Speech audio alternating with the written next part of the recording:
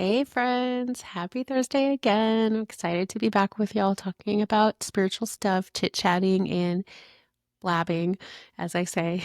Even though someone told me today that the word spiritual is overused, and I don't really know what other word to use, but you understand what I mean. Metaphysical, otherworldly, um, spiritual.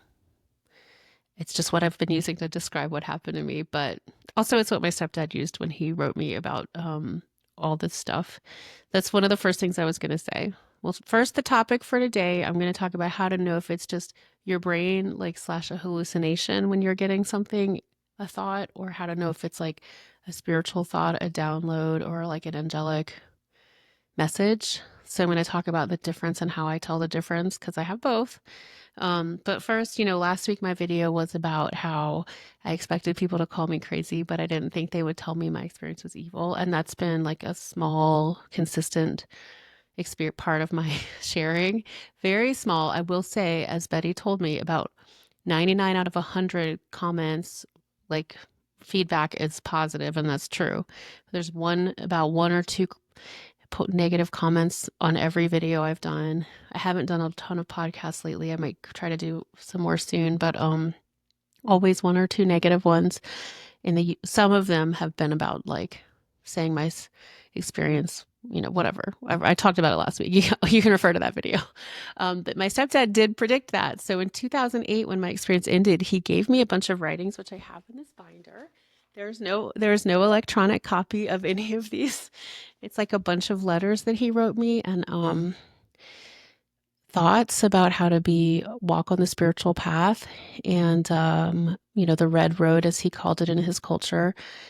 So I did not appreciate them at the time. I didn't understand what he was talking about. Like my experience had happened and then I didn't understand why I was here. I got depressed and he wrote me these beautiful letters and I just kind of put them away in this binder for 15 years, 16 years until I was ready to start sharing.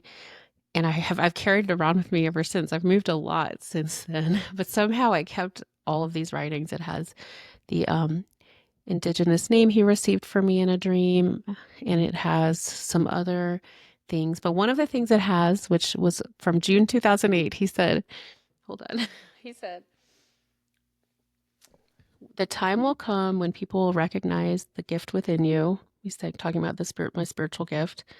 When that time comes, those who truly believe will approach you for all the right reasons, while those who don't believe will leave you alone. Some will even fear you because they may think you possess some kind of evil powers. He called it. I mean, maybe that's just typical of if you're on the medicine path or healing path, as he was, as far as I can tell, even though he was kind of private about it. But he wrote, as long as you, as a messenger of God, keep your path straight, staying on the red road, you will be just fine. Anyway, so the red road was a concept in indigenous culture that he taught me about, which is living a path in alignment with the Creator and blessing your life and those around you. There's a lot more writings about it. And if you're interested, I'll link some different resources to the red road. But yeah, he called it way back then when I was like thinking I didn't understand I didn't understand any of it. I've just saved all these writings until now, and I'm really glad I have. So that's the binder. I'm going to put it down. He also made me like swear, no, I would never show it to anyone. But I don't know. Anyway, well, you've seen the outside, but I haven't shown you the inside. It's just about how to be an honest person mostly. Most of it is like, if you want to walk this truly spiritual path with God, you need to be honest and have integrity and pray. And it's just basic stuff, but he wrote it. So it means a lot to me and it's very beautiful. Okay. Now back to the topic of the day. Thanks for that. So last week I said I didn't think anyone would call me that, and then I looked at the binder and I was like, oh wait, he told me that would happen in 2008. So I guess I kind of forgot. Okay, so how do I know if something I'm getting is just a random thought or hallucination? I would say, or like just kind of a meandering nothing, or if it's like a spiritual download. This is really important because you definitely don't want to be like, I'm tuning in, I'm getting all this stuff. And then it's like not as aligned with the light or as aligned with your highest self or your heart, because there's all kinds of thoughts floating through the ether. There's thoughts from our own brain, which come a lot from childhood programming. Um, and then there's like thoughts that come from your angels, your spirit guides, God, the creator.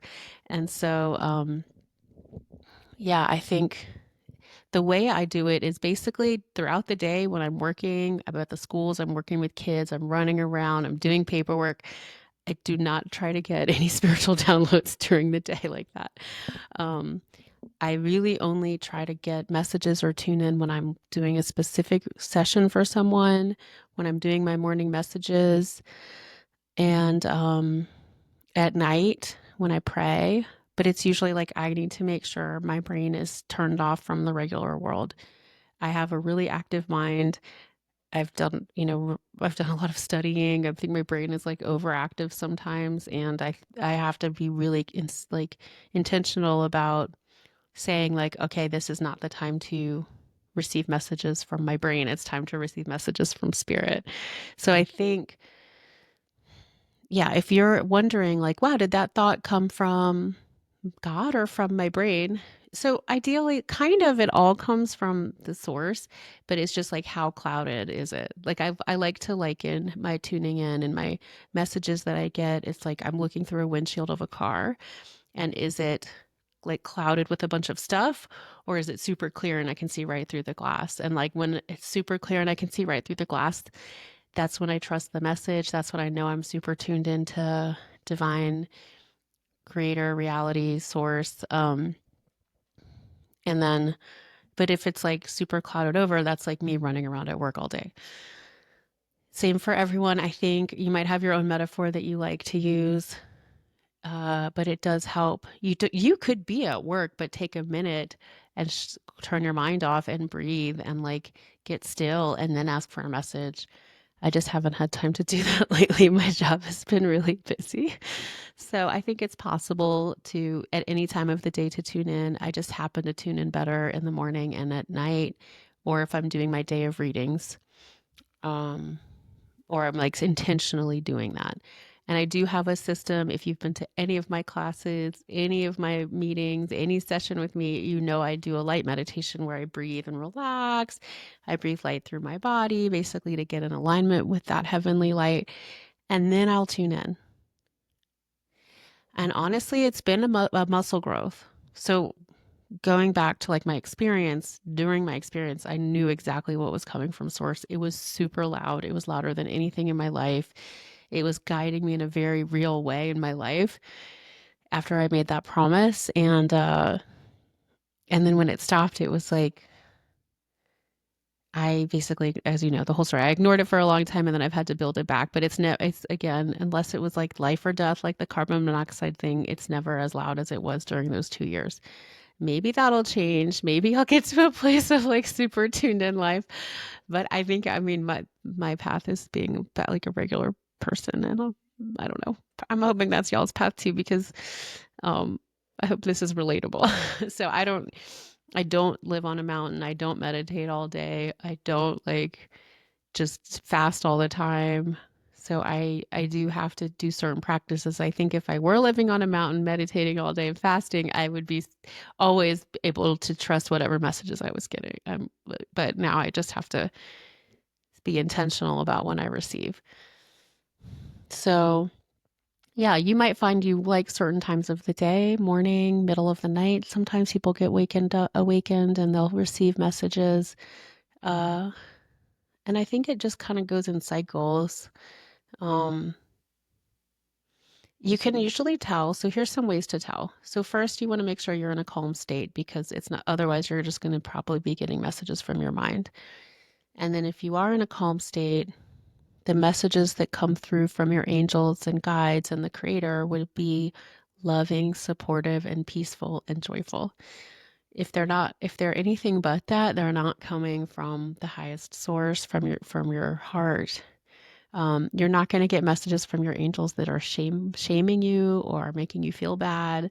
They're just like only love, only support. My friend who had an NDE did say sometimes the angels can be a little stern, and I've felt that sometimes when I wanted, like right after my STE, I was getting guidance to I didn't want to listen to, and I felt them say like, up to you, but it was like not as loving.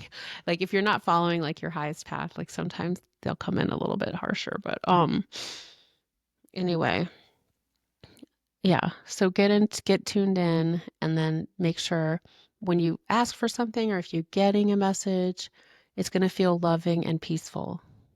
And that's how you know you can listen to it and trust it. It's totally powerful, it's totally beautiful, and absolutely available to all of us. We all have angels around us. We all have support. Like people book with me, random people I don't know, beautiful people. I love all of the people. Thank you for booking with me or like working with me anytime. It's everyone has angels because I'm like, okay, let me tune in. Oh, there's your angels. I hear them. They're saying all these things and they're relatable to people. So, angels and spirit guides, higher self. Yeah, everybody has that team of light around them. We all do. And it's just, do you want to listen to it? So that's what I would say. If that helps, I hope it does. Definitely give yourself some space, because if you're not in a calm state and sometimes the thoughts that come in won't be as like clear windshield thoughts or like guidance. Yeah, that's kind of how I tell. How do you tell? And honestly, like I've felt very clear guidance in really low parts of my life. I've had friends that like you're in the lowest part of your life and there's nothing for you, and then you get really clear guidance and you haven't done all the like tuning in and all that. So that's also another part of it. So yeah, clear your mind, clear your energy, bring it down to peace, and then trust what you get. And if it's loving, supportive, and joyful, that's how you know. But if you're at a low point of your life, you'll get guidance more often. Or if it's life and death and it's not your time to go, like I did with carbon monoxide poisoning. So anyway, tune in, see what you get. I am here to help with all of that. I try to make videos about it, and I think life is a lot better when we listen, because I've done both. Sometimes I haven't listened, it doesn't go well. When I do hear the guidance and I listen, it's way better, even if it's sometimes scarier, like doing this stuff. Anyway, I love y'all a lot. I hope you have a great week, and thank you for listening and watching. Tell me what you think. How do you know if something's coming from source, the creator, your angels, versus just one of your regular thoughts? I think we all have really unique and cool ways to do this, so I'd love to hear what y'all do. Maybe I'll learn something. I learn something from my clients and people all the time. Okay, bye.